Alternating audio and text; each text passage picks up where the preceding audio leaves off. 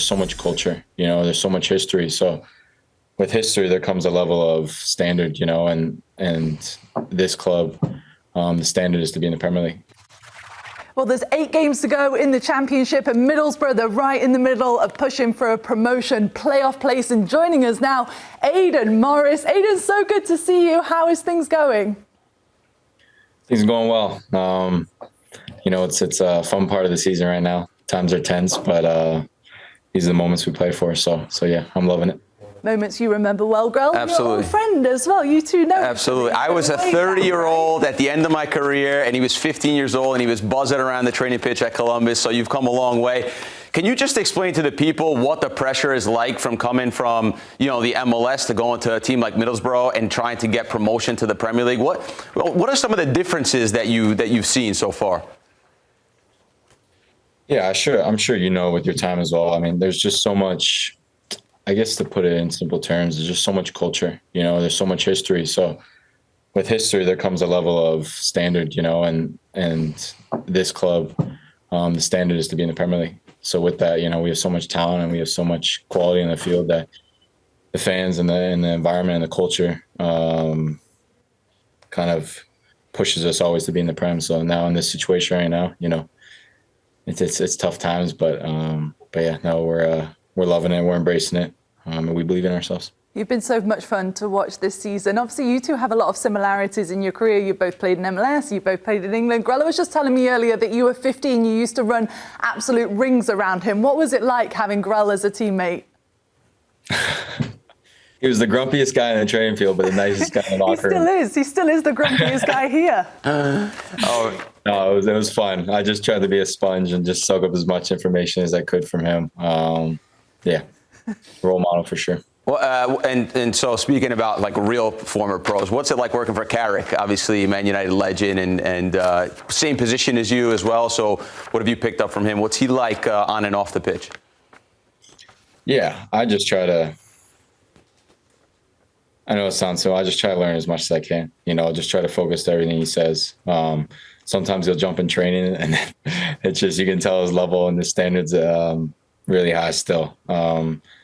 So yeah, I just try to, if I'm confused about things, I just try to pull him aside and ask him things about, what would he do? What was his advice on certain things? So yeah, just try to be an open book with him and learn as much as I can.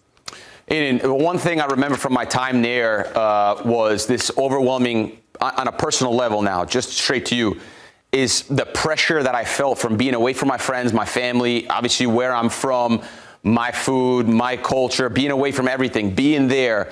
There's this pressure of you're trying to get something done there. You're trying to get to the Premier League. You're trying to be successful as you can. Like you just said, you're trying to learn as much as you can. You want to play for the national team. Do you feel that pressure? Because obviously you're there sacrificing so much because you want to be at the highest level. Do you feel that? Like you're pushing yourself so hard to do that? For sure. I think when I first came over here, the first couple of weeks were a big learning curve for me. I think it put things in a good perspective in terms of this is what real sacrifice is, moving across the world, losing time away from family and friends. So like I said, it put things in perspective. And then from that point on, it was just like, all right, if I'm going to be over here, let's maximize it. Let's put my best foot forward every single day. Let's take advantage every single day and just try to be the best version of myself and make this time away from my family and my friends worth it. So still trying to do that every day. Just trying to be consistent on the field every single time I step out there. So yeah. Aidan, speaking of America, obviously the US men's national team just played in the Nations League. I don't know if you had a chance to obviously watch the games, but if you did, what did you think of it? And have you spoke to Pochettino in the last couple of months?